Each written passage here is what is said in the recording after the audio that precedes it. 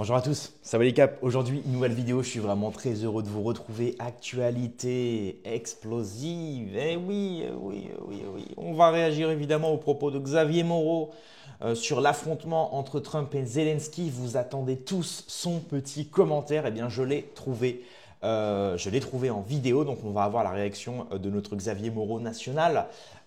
Mais évidemment, avant, on va revenir sur plusieurs choses. On va revenir sur les déclarations d'Elon Musk qui nous dit que les États-Unis devraient quitter l'OTAN et l'ONU. C'est pas rien les mecs, c'est pas rien.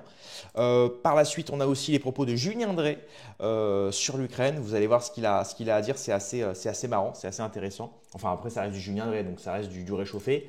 On a aussi un homme qui met en ébullition une émission de propagande du service public à propos justement de Vladimir Poutine. C'est hilarant, donc restez bien jusqu'à la fin de cette vidéo. Et on commencera évidemment sur les propos de Xavier Titelman qui nous dit que l'Europe se prépare à une guerre potentielle ouverte avec la Russie d'ici 2 ou 3 ans. Donc voilà, il vous reste 2 ou 3 ans pour vous barrer. Sinon, vous devrez aller au front pour Zelensky et les milliards qu'il touche par mois. Voilà, allez, mettez un like, abonnez-vous et c'est parti.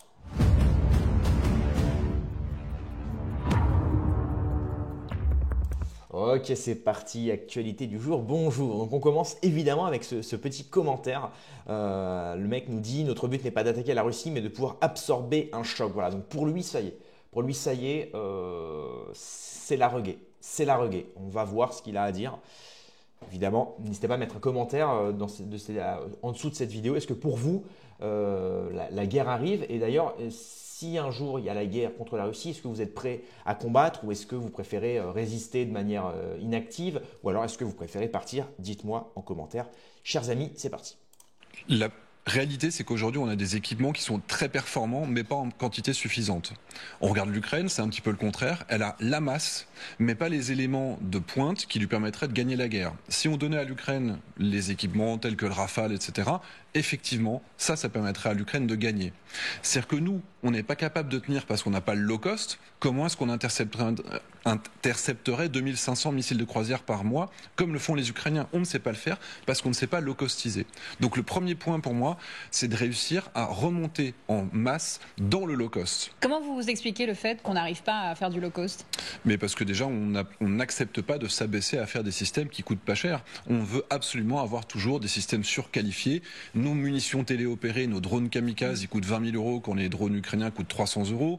On s'est interdit de faire de la fibre optique et finalement maintenant on se rend compte que c'était la bonne solution parce qu'on voulait faire d'autres choses parallèles. Donc c'est simplement aussi qu'on a mis beaucoup de temps à comprendre que la guerre de haute intensité était une réalité, était une possibilité et les retours d'expérience qu'on a sur l'Ukraine font qu'aujourd'hui on est en train d'industrialiser des équipements qui sont adaptés à cette guerre de haute intensité.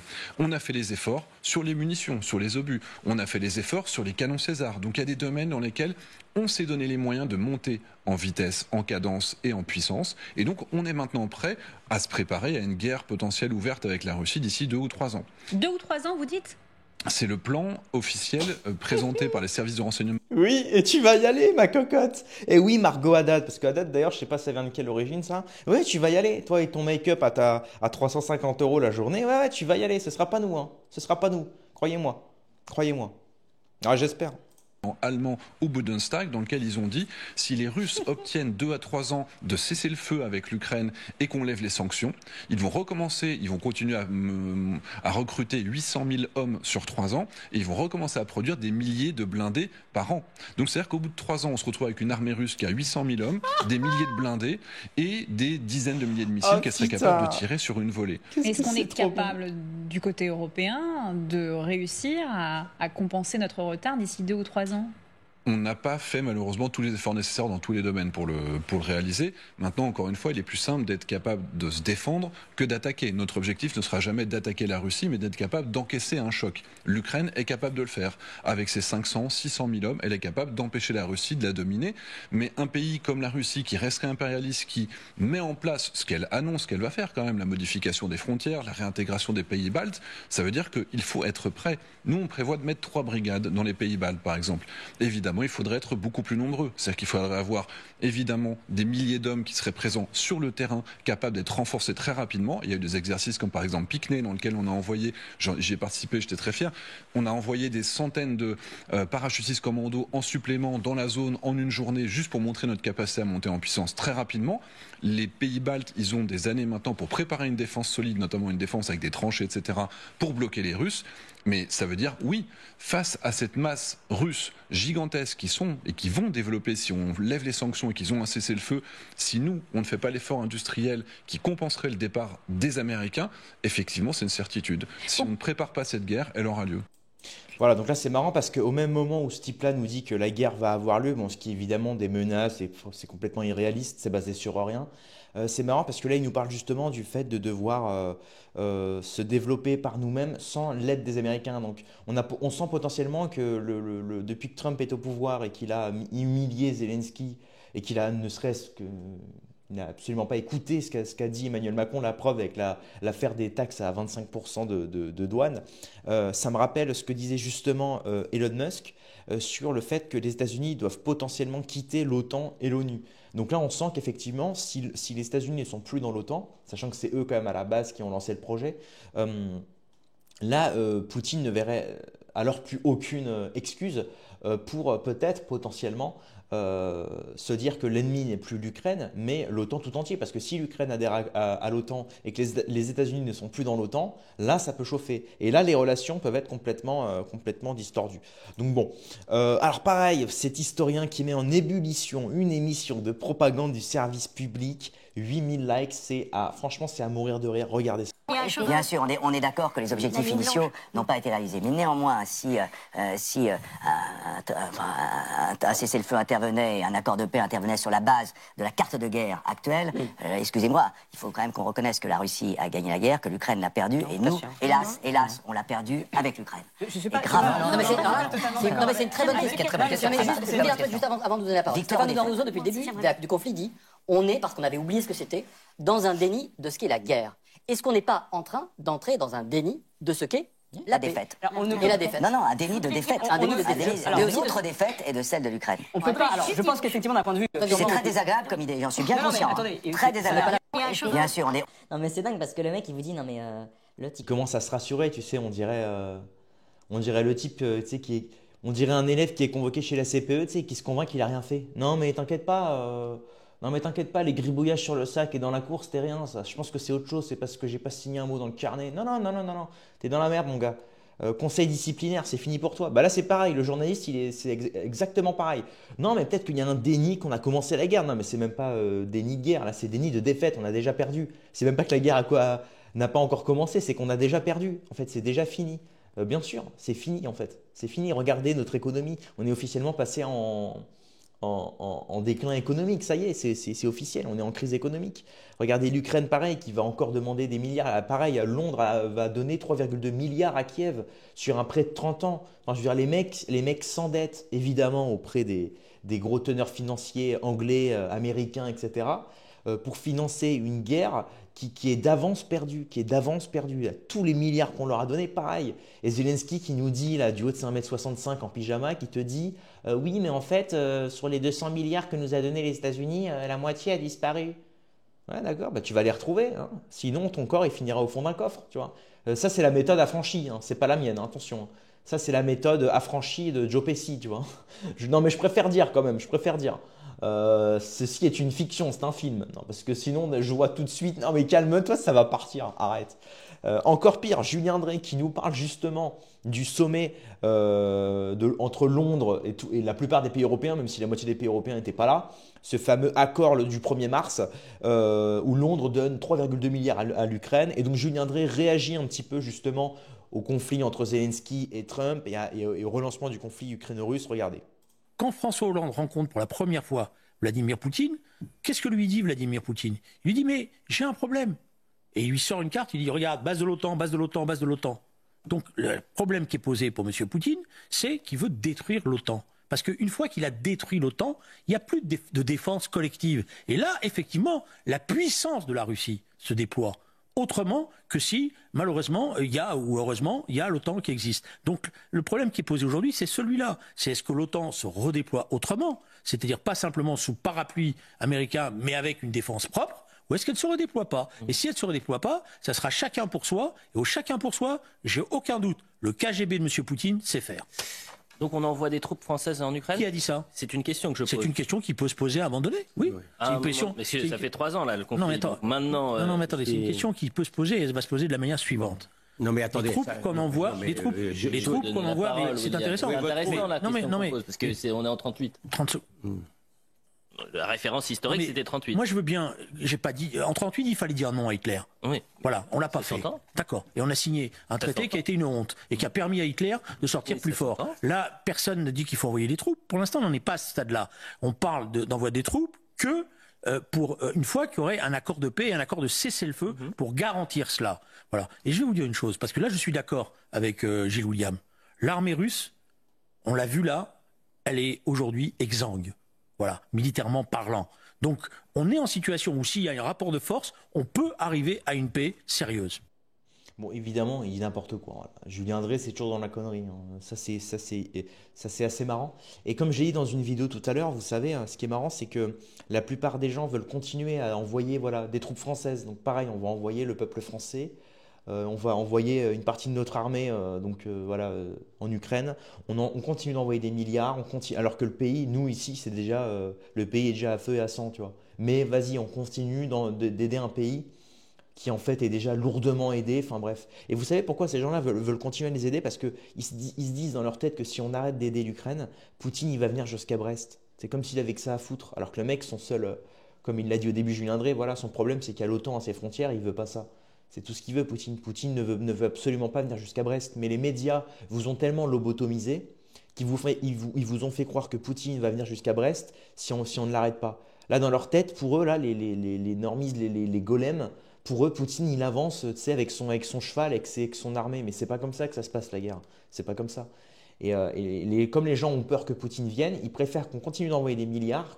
Ils réagissent complètement par la peur. Ils sont soumis par la peur. C'est ce que font les médias. Pareil avec l'immigration. Ils vous font croire que ça y est, c'est toute l'Afrique qui vient dans les villages et les campagnes. Mais quand tu sors dans la rue, en fait, les gens sont civilisés. Tu vois. Il y a certains endroits, évidemment, ça craint. Oui, bien sûr. Mais il faut arrêter 2 secondes, quoi. Quand tu sors dans la rue, la plupart du temps, il ne se passe rien. Bon, bah, de même ici, je veux dire, on le voit avec l'Ukraine-Russie, ça y est, Poutine n'est pas encore à Brest. De toute manière, il ne compte pas y venir. Et en fait, ça ne m'étonnerait pas qu'ils viennent. Par contre, si on continue de mettre des mecs comme Julien Drey, si on continue de leur mettre un micro devant la bouche, des Gilles William Goldnadel, ou des espèces de journalistes de 40 ans qui font 45 kilos, qui ne savent pas vider un poulet, qui ne font pas la différence entre une échalote et un oignon rouge, tu vois, ces gens-là qui continuent de dire qu'il faut continuer la guerre. Ces gens-là ne savent pas ce qu'est l'horreur de la guerre, tu vois. Ils ne savent pas ce que c'est l'horreur de la guerre. Même moi, je ne sais pas ce que c'est, mais j'ai joué à Call of Duty, donc attention. Attention, je sais quand même recharger un M16, donc attention. Bon allez, on passe évidemment à la fameuse vidéo que vous voulez tous voir. Je vous ai fait attendre. Eh oui, je sais, chers amis, je sais. Écoutez, hein, on fait comme on peut. Donc là, c'est le petit commentaire de Xavier Moreau à propos de l'échange tendu, explosif, requinquant, je dirais. Oh là là, ultra crépidarianisme. Hop, ça c'est le petit mot qui n'a rien à voir mais qui est long, donc ça paraît intelligent. La réaction de Xavier Moreau, c'est maintenant. Le ministre hongrois Viktor Orban qui appelle l'Union européenne à lancer des négociations de paix avec Moscou. Alors cet appel d'Orban, pour vous, est-ce qu'il sera entendu par les 27 ? Malheureusement, Viktor Orban est à la tête d'un pays de 10 millions d'habitants, donc il ne pèse que peu à l'intérieur de l'Union européenne, même si effectivement un veto de Viktor Orban sur une décision de l'Union européenne empêche cette prise de décision. Mais cela dit, comme on l'a vu, notamment sur les sanctions contre la Russie, la Hongrie n'a pas les moyens, pas plus que la Slovaquie, de s'opposer à une décision. Donc je ne pense pas que ça change grand-chose. Monsieur Moreau, comment vous voyez les conséquences de cette altercation sur le conflit en Ukraine, sur le terrain ? Je pense que, en fait, Zelensky a saboté l'approche qu'avait Donald Trump, qui, contrairement à ce qu'on veut nous faire croire, était plutôt équilibrée. Et si vous regardez les 49 minutes de la conférence de presse entre Zelensky et entre Trump, en fait, les 40 premières minutes se passent très bien. Ce sont des échanges tout à fait normaux. En fait, c'est quelque chose, je dirais, c'est une conférence de presse dans le bureau ovale qui est purement formelle. Et puis tout d'un coup, en fait, Zelensky perd le contrôle. Je pense qu'il y a différentes raisons.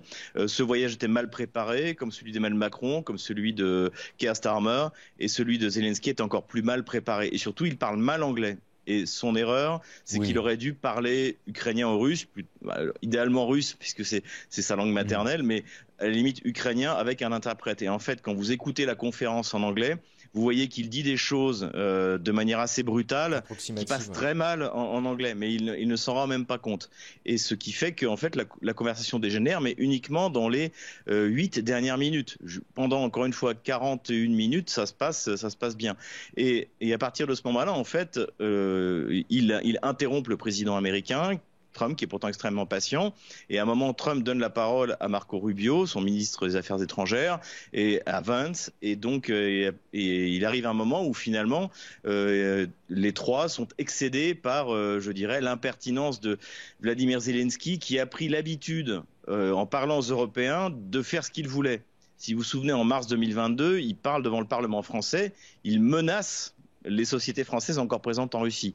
Et il est applaudi par la totalité du Parlement, du Rassemblement national, jusqu'à à la France insoumise, en passant évidemment par le groupe d'Emmanuel Macron. Donc en fait, je pense qu'il a pris de mauvaises habitudes en Europe, et avec Joe Biden et Anthony Blinken, et que là, il était absolument pas prêt à finalement, il n'a pas compris, c'est ce qu'a dit Valls, son conseiller aux affaires étrangères, à la sécurité, il a dit. Et il n'a pas compris qu'il y a un nouveau shérif dans la ville. Et c'est une erreur pour toutes les raisons que j'ai dit, mauvaise maîtrise de l'anglais, mauvaise préparation de cette rencontre, et ce qui amène à la catastrophe auquel on assiste, catastrophe pour l'Ukraine bien évidemment. Oui. Alors justement, après cette altercation, il y a une question qui est revenue en force, celle de l'appui militaire pour Kiev. Pensez-vous que l'Europe pourra pallier les États-Unis en termes de soutien militaire à Kiev ? Non, absolument pas, c'est impossible. À moins que Donald Trump dise bon, nous on se retire du conflit. Je pense que c'est ce qu'il veut faire. Je pense que c'est pour ça que ce qui s'est passé là va lui être assez utile, et de dire écoutez, notre complexe militaire-industriel est à votre disposition. Si vous voulez acheter des armes, c'est plus ou moins ce qu'il a déjà dit il y a quelques semaines, il y a 2 semaines. Si vous voulez acheter des armes et les donner à l'Ukraine, je vous en prie, payez d'avance, mais vous pouvez le faire. Mais que Washington soi-même paye le soutien à l'Ukraine, je pense que ça c'est terminé. Mais il faut, encore une fois, c'est une hypothèse, mais je pense qu'aujourd'hui c'est l'hypothèse la plus probable. Et quel regard portez-vous maintenant sur les projets de Donald Trump visant à mettre fin justement à ce conflit, et notamment pour ce qui est des négociations avec la Russie après cette altercation avec Zelensky? Donald Trump a été assez clair dans ses dernières déclarations. Après, encore une fois, c'est des déclarations de Donald Trump. Il veut un deal. Il le répète plusieurs fois, notamment dans cette conférence de presse. Et avec Vladimir Poutine, il rencontre quelqu'un avec qui il peut parler. Et surtout, je pense qu'avec la diplomatie russe, il a affaire à des professionnels. C'est-à-dire, si vous observez la différence de la manière dont les négociations entre Washington et Moscou sont conduites, où on en est à 2 rencontres, une première à Riyad, une deuxième à Istanbul, il y aura sans doute encore une 3e, une 4e, et lorsque Vladimir Poutine et Donald Trump vont se rencontrer, tout sera déjà réglé et décidé. Là, on a eu Emmanuel Macron qui s'est précipité, Keir Starmer qui s'est précipité, Zelensky qui s'est précipité, et c'est pas du tout, c'est pas du tout diplomatique ce qui s'est passé. On ne se précipite pas en diplomatie. On envoie les diplomates se mettre d'accord sur et quand on sort une déclaration après une rencontre entre présidents, elle a été rédigée à 80% avant la rencontre entre les présidents. Vous comprenez ? On est déjà tombé d'accord. Et là, en fait, ce qu'on voit, c'est que finalement, en Europe, le marketing a remplacé la diplomatie. En revanche, ce qu'on voit aujourd'hui dans la relation entre Washington et Moscou, c'est qu'on a renoué avec la grande diplomatie. C'est-à-dire qu'on va préparer les choses, voilà. Et le jour où Washington et Moscou où Vladimir Poutine et Donald Trump vont se rencontrer, je pense que d'ailleurs ce ne sera pas aux États-Unis ni à Moscou, ce sera dans un pays, je dirais un pays neutre, comme ce qu'on avait vu avec Joe Biden et Vladimir Poutine en été 2021. Eh bien, les choses seront prêtes et bien organisées. Là, moi, ce que j'observe, c'est un énorme amateurisme de la part des Français, des Anglais et bien sûr de la partie ukrainienne, et puis une très mauvaise maîtrise de l'anglais par Zelensky. Il aurait dû parler en ukrainien ou en russe et prendre un interprète. Bon, bah, ça fait du bien d'avoir un petit peu de la couille quand même au micro. Hein. Quand j'ai de la couille, c'est voilà de l'homme mâle, je veux dire blanc, même si on s'en fout, blanc ou pas, mais de l'homme, voilà, du vrai homme pragmatique, rationnel, qui vous dit, voilà, en fait, la grande erreur, c'est ça, la grande erreur de notre Occident. Ça me fait penser au livre de Thomas Boussion, hein, vous savez, hein, L'immaturité permanente, où il vous dit, voilà, qu'on est gouverné par des immatures. L'immature, c'est quoi? C'est celui qui veut se presser, c'est celui qui se base sur le court-termisme. Aujourd'hui, c'est ça, nos présidents, aujourd'hui, ils veulent des changements maintenant, ils veulent que tout change dès maintenant.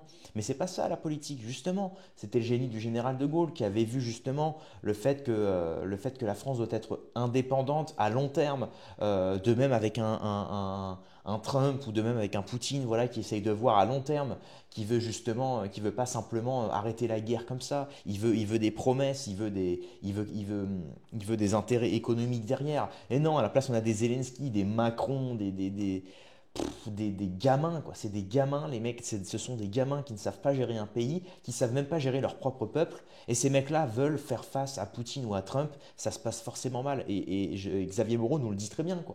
Xavier Moreau nous dit, voilà, ce sont des gamins qui ont essayé qui se sont précipités. Ils se sont précipités pour avoir tout de suite un accord, pour avoir tout de suite de l'oseille. En plus, désolé, Zelensky, il vient en pyjama, 1m55, il est là comme ça, mais je veux mon argent, vous savez pas ce qu'on vit ici, hein. Bah oui, mais non, c'est pas comme ça que tu demandes de l'argent. Quand tu vas chez le banquier et que tu demandes de l'argent, tu t'habilles bien et tu essayes de, tu vois, t'écoutes ce qu'il a à te dire. Et tu construis un vrai projet. Tu lui montres ton projet. Tu vas acheter une baraque. Faut que le banquier il ait confiance en toi. Si tu viens et que tu lui dis, bon bah voilà, il y a encore 2000 Ukrainiens qui sont morts la semaine dernière, tu peux me donner de l'oseille. Mais c'est pas comme ça qu'on convainc un homme comme Trump en plus. Je suis désolé, hein. C'est ce qu'il dit, Trump. Il dit, voilà, moi je pense à tout le monde. Aujourd'hui, la semaine passée, il y a encore 2000 personnes qui sont mortes, Ukrainiens comme Russes. On peut pas continuer comme ça. Donc il faut arrêter. Il dit très bien l'expression Zelensky gambling with the World War. Il dit, voilà, il joue avec la Troisième Guerre mondiale. Il n'a pas les cartes en main. Nous, on a les cartes en main et il joue à un jeu qu'on n'a pas envie de jouer. Et c'est très vrai, voilà. C'est la moralité, c'est qu'on a des gamins aujourd'hui au pouvoir, notamment la plupart des pays européens, qui veulent aujourd'hui, voilà, ils se projettent pas du tout à long terme, ils ne se projettent que dans le court terme. Évidemment, voilà, ils veulent être rentables, ils ne comprennent pas qu'un pays et la politique, c'est tout l'inverse. Et c'est justement pour ça qu'on a besoin d'hommes blancs, enfin blancs, d'hommes mâles, viril, complètement rationnel, pas viril ou blanc dans le sens Netflix. Non, évidemment, quand je dis ça, c'est vraiment des hommes, voilà, comme Trump, comme Poutine. On peut tout leur reprocher, mais c'est des gens qui ont quand même la tête sur les épaules. Voilà, c'est ça, c'est ce qu'incarnait justement, quand je dis l'homme blanc, c'est l'homme blanc qu'on nous vendait même dans les films de cinéma, l'homme blanc qui gère, mais on s'en fout de la couleur en réalité, hein, ou l'ethnie, la religion, quoi que ce soit, mais simplement on veut des gens qui ont la tête sur les épaules et qui réagissent en hommes, qui réagissent voilà, dans l'homme du bon siècle patriarcal, on a beau dire, mais quand même, ça fait un peu plaisir d'avoir des gens qui pensent, d'avoir des gens qui ne réagissent pas par le pathos, comme le fait Emmanuel Macron ou Zelensky, voilà, qui s'est énervé dans le bureau ovale. Bon, bien qu'il s'exprimait très mal en anglais, effectivement, ça on peut le reconnaître. Voilà, bon, j'espère que cette vidéo vous aura plu. Évidemment, si vous voulez soutenir la chaîne, vous avez l'abonnement à 4,99 avec plein de bonus vidéos. Je vous laisse voir sur la chaîne, voir ce qui vous plaît. Si ça vous plaît, vous prenez l'abonnement. C'est qu'un mois. Si ça vous plaît pas, vous prenez pas le mois suivant. Voilà, et au moins, ça me permet de me soutenir un petit peu. Sinon, vous avez l'abonnement gratuit. Vous avez le like aussi qui est gratuit. Mettre un petit pouce bleu, ça coûte rien. Et un petit commentaire, bien évidemment. Est-ce que pour vous, c'est bientôt la Troisième Guerre mondiale? Dites-moi en commentaire. Et quelles seraient les solutions si vous étiez président? Qu'est-ce que vous feriez en premier lieu pour apaiser les tensions? Ça peut être c'est un bon commentaire, ça. Dites-moi un peu votre avis. Je mettrai des petits cœurs à ceux qui ont des avis intéressants et constructifs. Allez, rendez-vous dans quelques heures demain pour une prochaine vidéo. Paix et à mort sur mes amis et mes ennemis. Et surtout sur mes ennemis.